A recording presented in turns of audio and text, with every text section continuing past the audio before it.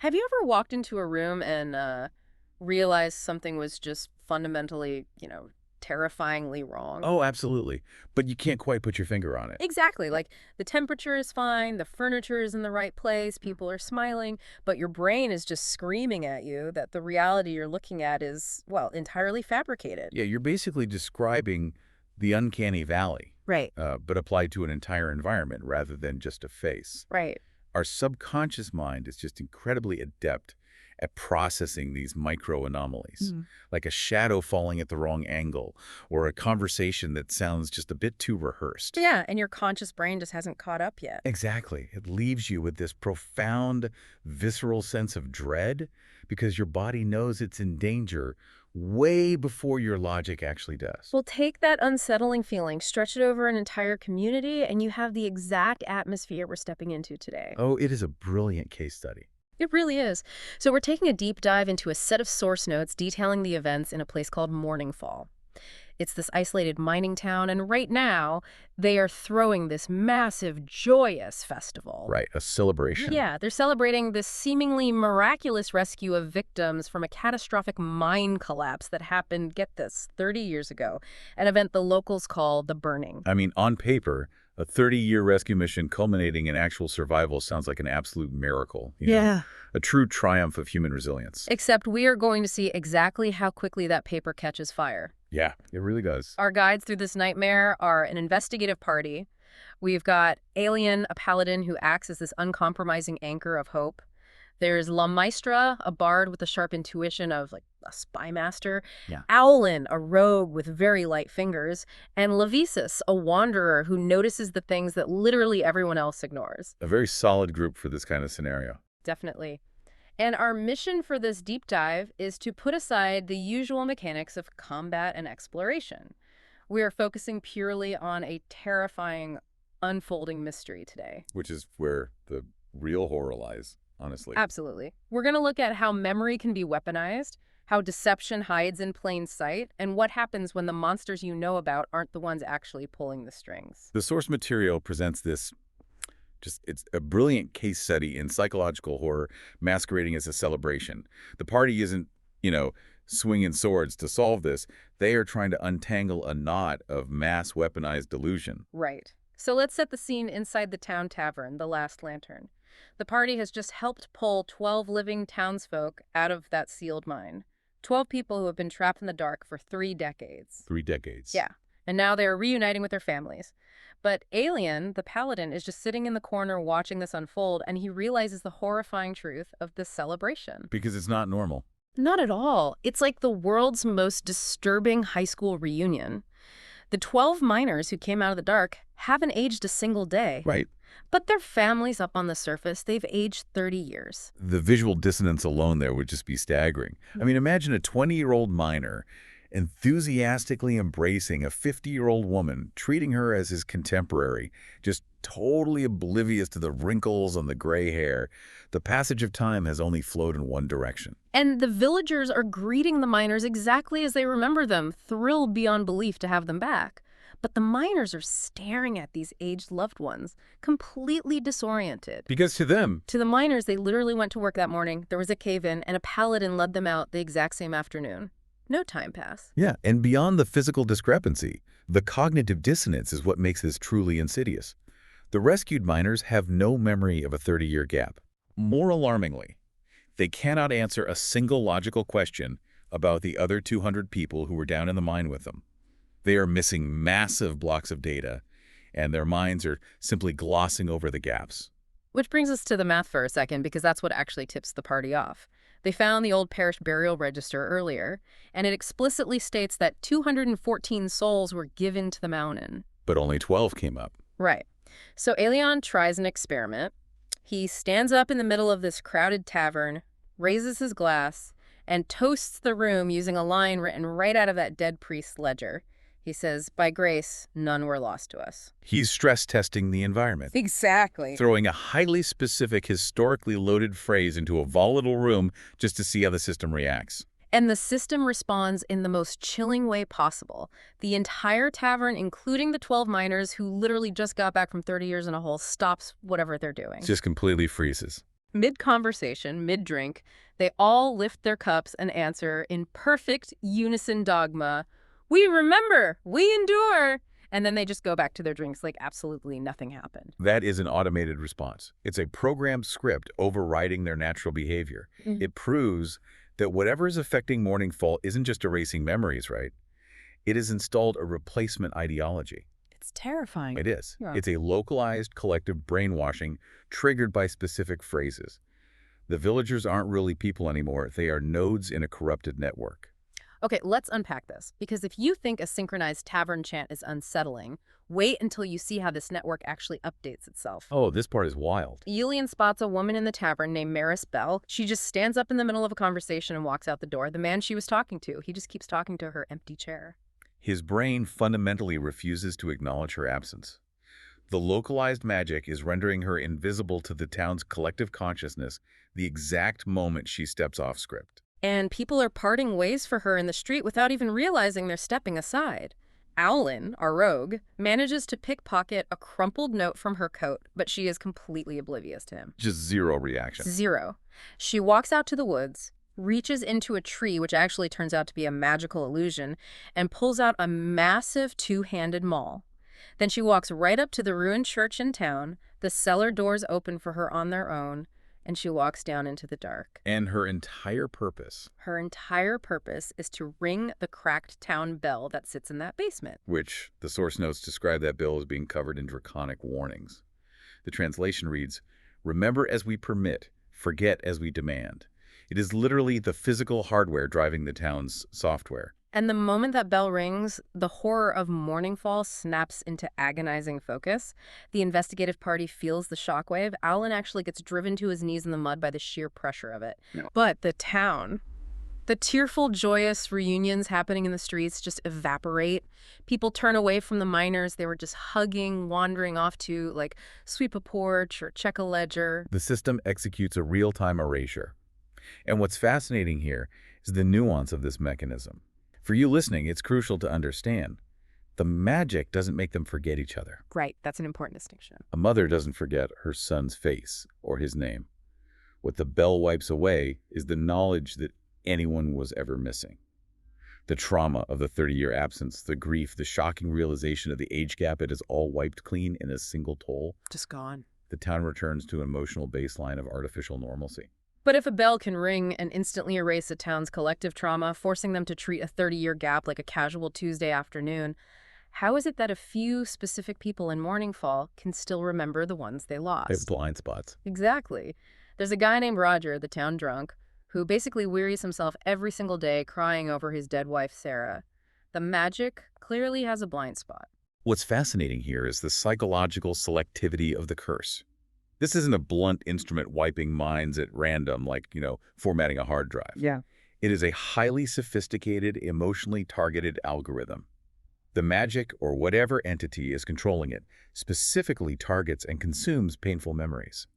It detects the neurochemical spike of grief or panic or dissonance, and it excises that specific data, leaving the sweet, comforting memories entirely intact. It's like a corrupted immune system. Instead of attacking a physical virus, it attacks psychological distress, leaving the host pacified but completely hollow. That is a brilliant analogy. Let's look at the contrasting examples in the notes. Roger has to brutally, actively fight through a mental fog every single day just to remember his dead wife's name. Why? Because it hurts. Because remembering that she is dead causes him immense psychological pain.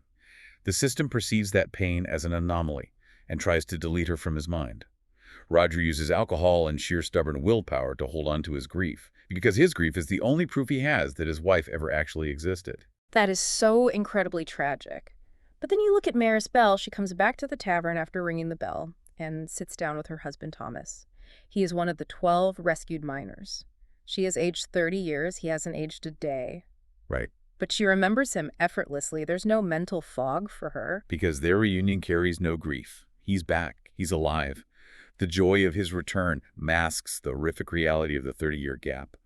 The memory of him doesn't trigger the painful editing mechanism. It just lets it slide. Exactly. Exactly. The system allows her to keep him because her current emotional state aligns with the artificial peace the town demands. As the paladin Aelion rightly realizes, Mourningfall isn't a town that organically forgot its history. It's a town that is being actively, maliciously curated. And this curation happens so fast it leaves physiological scars. Yeah. Thomas tells Maris that while he was down in the mine, he found something wrong. He found evidence of what really happened to the other 200 people. The gruesome details. Yeah. And he tells her that he gave this evidence to her right there at the table just 10 minutes ago. Maris pats her pockets, completely confused, and says she must have lost it. The irony being, she didn't lose it. Owlin the rogue pickpocketed it from her earlier. Wait, but the tragedy isn't just that the note is gone. The tragedy is Thomas. He told her this terrifying story 10 minutes ago, but the bell just rang. Yeah. The memory of finding the gruesome evidence, the memory of handing it to his wife in a panic, it's already gone. The system decided that information was too distressing, and it deleted it from his mind in real time. It's horrifying. All Thomas is left with is his physical body reacting to a panic attack his brain can no longer explain. He keeps turning his hands over, saying they feel incredibly hot, but there are no burns on his skin. It is a profound violation of somatic experiencing. The body remembers the trauma, the adrenaline, the phantom heat of whatever he touched, even when the cognitive narrative is completely wiped. It leaves the victim with the physiological symptoms of terror without the context to actually process it. It's a supernatural form of gaslighting, basically, forcing the victim to believe they are simply losing their mind. So someone is aggressively curating the minds of this town to keep them compliant. And to find out who, the party chases down a lead. The barmaid, Tamsin. Oh, Tamsin. She is the one who is tending this weird supernatural purple and green fire in the tavern. The party noticed earlier that the entire town forgets she exists the moment she leaves a room. So they chase her into a cave outside of town, and we learn that the truth is much darker and much more complicated than a simple curse. Tamsin is the tragic anchor for a massive portion of this town's twisted reality. She isn't the architect of the nightmare, but she is the mortar holding the bricks together. Right. So the party corners her, and she is terrified. She claims that she despises paladins. She hates all religious people, actually, calling them greedy and self-righteous. She proudly admits that she personally wove magic to ensure that religious figures couldn't find Mourningfall to, quote, protect it. But wait, I have to stop here. Well, I know where you're going with that. If she magically hid the town from religion with a localized cloaking field, how on earth did Aelion, a literal paladin of the god Torm, just walk right in the front door? Yeah, this is a phenomenal mechanical collision. Yeah. Tamsin is genuinely confused by Aelion's presence because her magic is objectively powerful. She established a localized illusion field fed by her own life force, but her magic is arcane and it's finite. Right. Aelion didn't just stumble through a hole in her defenses. His god, Torm, must have actively overridden the town's cloaking mechanism. The divine absolute brute forced its way through the supernatural static to place Aelion exactly where he needed to be. And knowing that his god literally parted the seas for him to get there makes what Aelion does next so incredibly poignant. Tamsin uses her magic to turn invisible, trying to slip away and spy on the party. La Maestra, the bard, figures it out instantly and runs a brilliant con, talking loudly to the others, pretending they can't see Tamsin.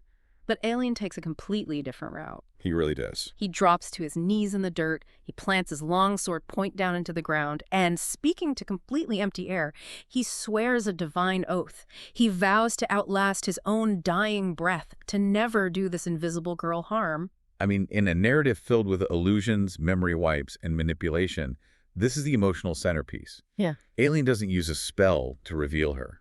He doesn't use violence to trap her. No. In a town built entirely on supernatural lies, a paladin offers a mundane, unbreakable, absolute truth. He weaponizes his own honor to create a safe harbor.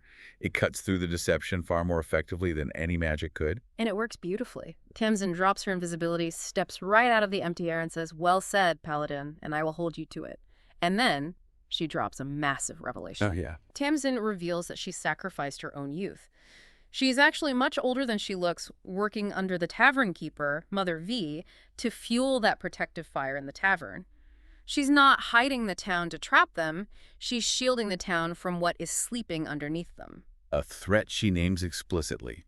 A dracolich, an undead dragon of immense power. The massive bones the party found earlier in the mine weren't just fossils. The party thought they had solved the problem by killing the overseer down in the dark, the cultist who was feeding miners to the bones to resurrect it.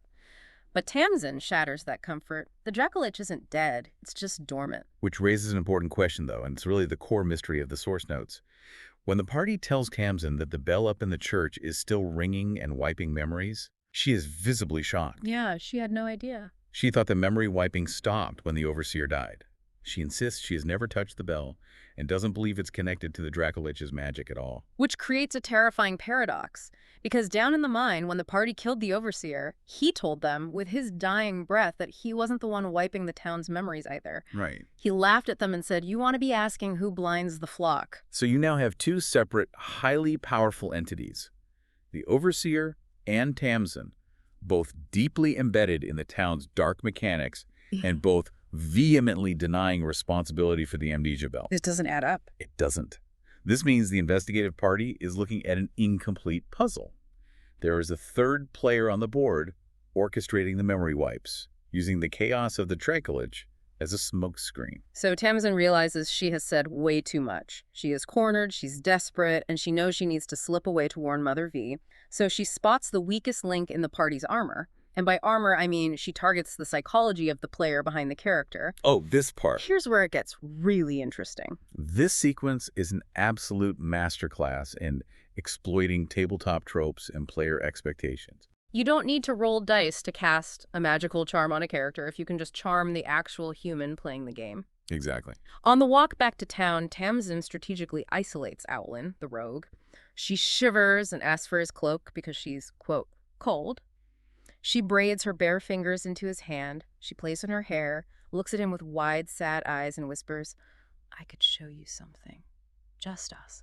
And Owlin is written as a seasoned, skeptical, professional elven thief. But Patrick, the player making the decisions, falls completely for the aesthetic of vulnerability. It is the ultimate tabletop roast. I mean, Patrick played this incredibly lethal, world-weary rogue with the hard-won wisdom of a 14-year-old boy who was completely helpless against a pretty girl paying attention to him at a school dance. It's so fun. He just happily hands over his cloak, abandons his party, and follows her into a dark hole in the ruined church. While it's a hilarious subversion of the tough guy rogue trope, mechanically, it sets up a brilliant trap. Because a few minutes later, La Maestra follows their trail and finds Owlin crumpled in the rubble, fast asleep and snoring. Tamsin is long gone. And here is the massive mechanical problem that the player sitting at the table couldn't figure out in the moment. Owlin is a full elf. Right. In the rules of this universe, elves are completely immune to magical sleep. Yeah. You literally cannot cast a sleep spell on an elf. Their biology rejects it. So how on earth did a barmaid knock him out? Well, if we connect this to the bigger picture of what we know about Tamsin's ruthless dedication to protecting her secrets, it reveals a brilliant piece of non-magical problem solving.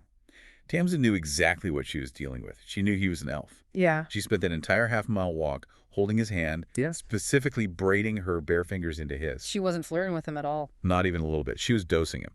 She had a mundane contact sleeping poison smeared on her palm. Wow. In a world dripping with spells, incantations, and magical wards, she used a basic transdermal sedative because she knew his elven magical immunity would protect him from a spell. But his biological system would still process a chemical compound through the skin. It is ruthless efficiency masked perfectly as romantic vulnerability. And the absolute undeniable proof of this brilliant setup. When the party finally wakes Owlin up, the hand he used to hold hers is bright red, swollen, and breaking out in a massive rash. Yep. She chemically dosed him for half a mile in broad daylight, right in front of his friends.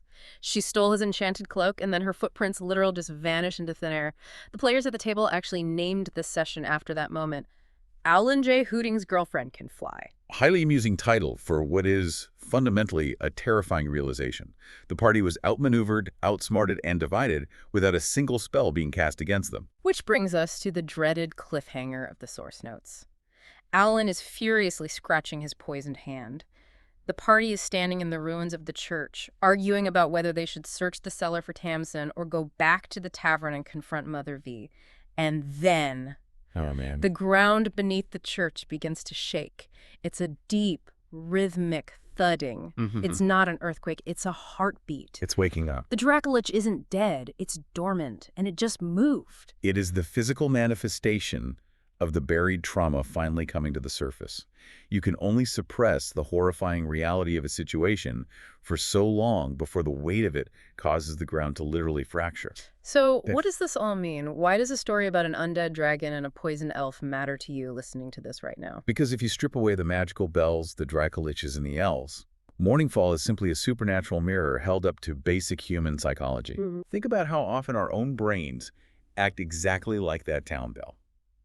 When we experience profound grief, a bitter breakup, or a significant trauma, we instinctively, selectively edit our own pasts. We really do. We bury the painful memories, we suppress the realities that hurt too much to look at, and we cling desperately to the sweet, sanitized versions of our history just to survive the day.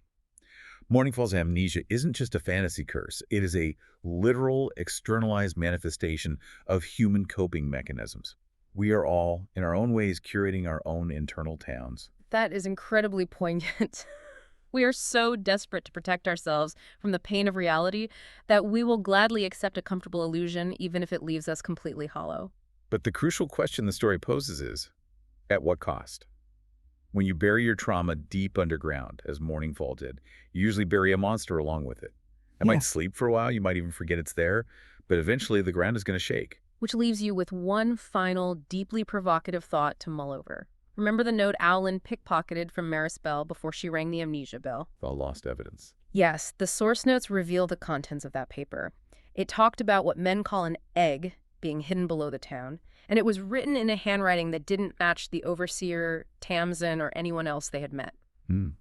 When Tamsin saw a golden shell fragment the party brought up from the mine, she reacted with genuine shock, stating that magical things only call to the worthy. It introduces a completely unresolved variable into an already volatile equation. Exactly. If the overseer didn't cause the amnesia, and Tamsin didn't cause the amnesia, who actually carved those draconic warnings onto the town bell, who handed Maris Bell that note about the egg and sent her out to erase the town's memory? Who is pulling the strings? Right. If the monsters you already know about aren't the ones blinding the flock, who is hiding in the town's blind spot right now, watching everything unfold? Think about that the next time you walk into a room and feel like something is terribly, fundamentally wrong. Because sometimes your subconscious isn't just reacting to the uncanny valley. Sometimes your brain is trying to warn you about the monster you haven't noticed yet. Thanks for joining us on this deep dive.